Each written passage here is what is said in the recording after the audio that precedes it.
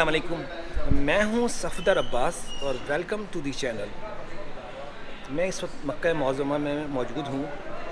मेरा क़याम हज के लिए है। हज इस्लाम की वो इबादत है जिसमें अल्लाह इम्तहान लेता है माल का भी और जान का भी। वो लोग बहुत अजीम हैं जो हुज्जाज इकराम के इस इम्तहान को सहल बना रहे हैं। आइए कुछ ऐसे ही अफराद से मुलाकात करते हैं। आपका इसमें ग्रामी मेरा नाम डॉक्टर फ़ाखिर रज़ा है। देखा यह गया है कि जब हज के लिए कोई आज़मीन हज अप्लाई करता है तो उसके पास दो चीज़ों का होना ज़रूरी होता है, एक माल और एक जान। अगर उसकी जान और सेहत सलामत है तो फिर आपका यहाँ पे मौजूद होना इसका क्या मकसद है?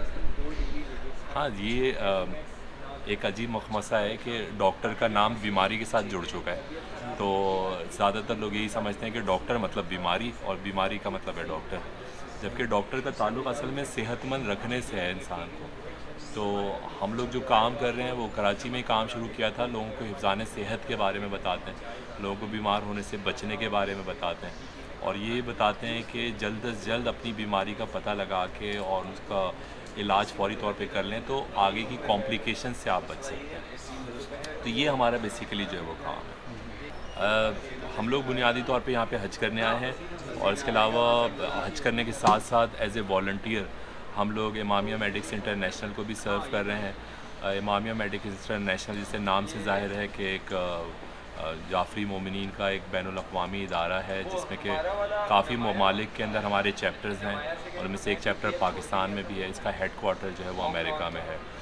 तो 1998 से हम लोगों ने ये कोशिश शुरू की कि जो हुज्जाज यहाँ पे तशरीफ़ लाते हैं उनको वहीं पर पाकिस्तान में उनको वैक्सीनेशन जो उनकी आसान बनाई जाए, उनको दवाइयों के बारे में बताया जाए जो उनको लेके आनी चाहिए और जो एहतियात यहाँ पे करनी चाहिए ताकि वो अपना हज जिस्मानी सेहत के साथ कर सकें।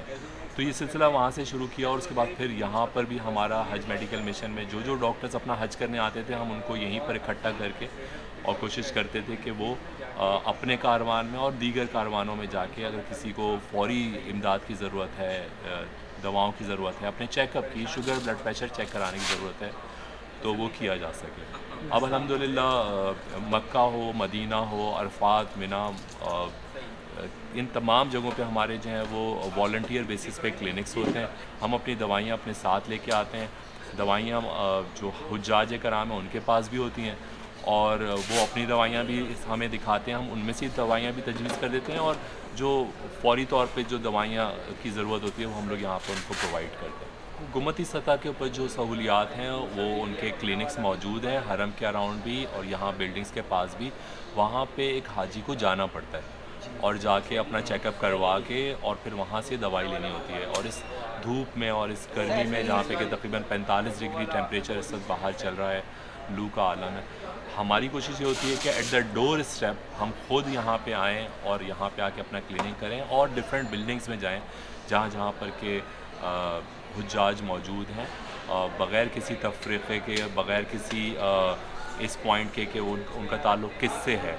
जो मक्का में मौजूद है वो हाजी है और हमें उसकी जो है वो खिदमत करती हैं। तो हमारा जो जज्बा है वो यही है कि at the door step of the Pilgrim हम जाएं और जाके वहाँ पर उनका चेकअप करके और उनका इलाज करें। अच्छा डॉक्टर साहब, आपको किस किस्म के मरीज़ों से वास्ता पड़ रहा है जो यहाँ पे वहाँ से सेहतमंद आते हैं और यहाँ पे आके उनको कुछ मुश्किलात होती हैं तिब्बी हवाले से, वो किस किस्म की है?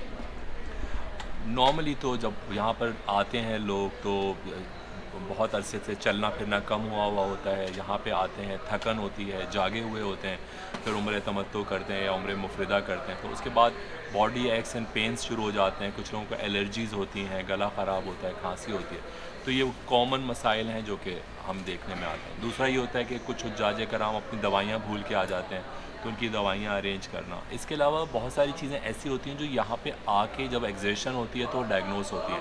किसी को उसके कोलेस्ट्रॉल का पता लग रहा है, किसी को अपने यानी दिल के मसाइल का और जो एडवांस बीमारियाँ हैं उनका भी कुछ लोगों को यहाँ पे आके जो अंदाज़ा होता है। तो ये वो सारी चीज़ें जिनको कि हम लोग हाथ के हाथ चेक कर सकते हैं और चेक करने के बाद उनका फ़ौरी तौर पर उनका हम लोग इलाज कर सकते हैं। बहुत शुक्रिया डॉक्टर साहब, बहुत शुक्रिया। Thank you very much.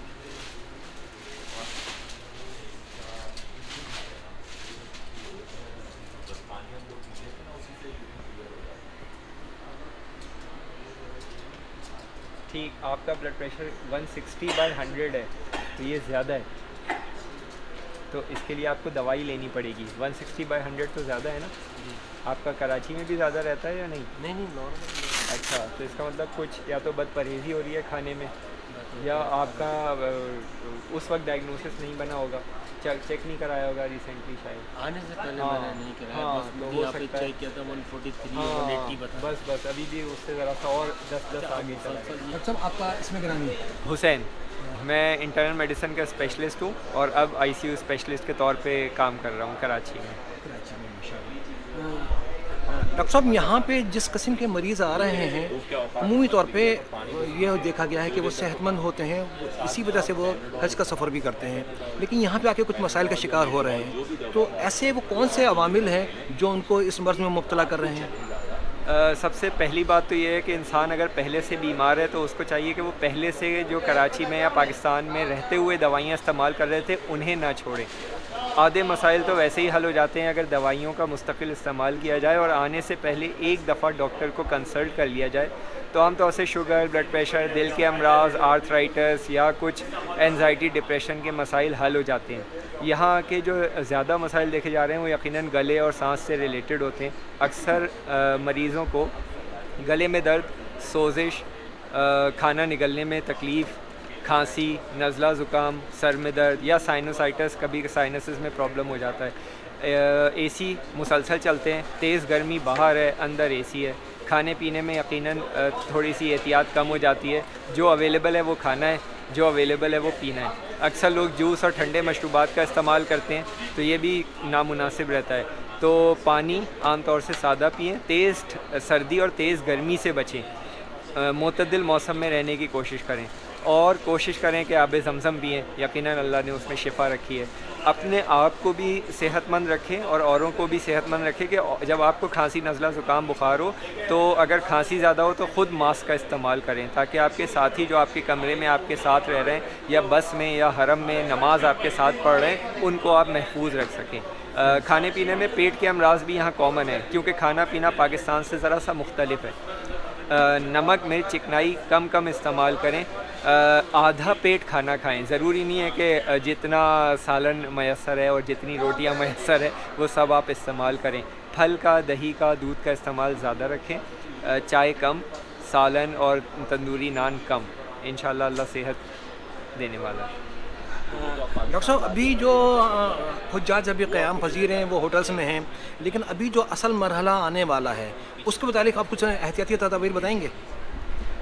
जी, सबसे पहली एहतियात तो यही है कि इंसान अपनी सेहत का ख़ुद ख़याल रखे। अल्लाह ने इंसान की सेहत की ज़िम्मेदारी एक हद तक इंसान पर रखी है। हमारी सेहत हमारी अपनी ज़िम्मेदारी है। दवाइयों का इस्तेमाल, रेगुलर दवाइयों का इस्तेमाल और प्लस ये है कि पिछले चंद दिनों में जो हज से अय्याम में जो मिना, मुज़दलिफ़ा, अरफ़ात में होते हैं उनसे पहले अपनी सेहत को मुकम्मल तौर पर फ़िट रखें।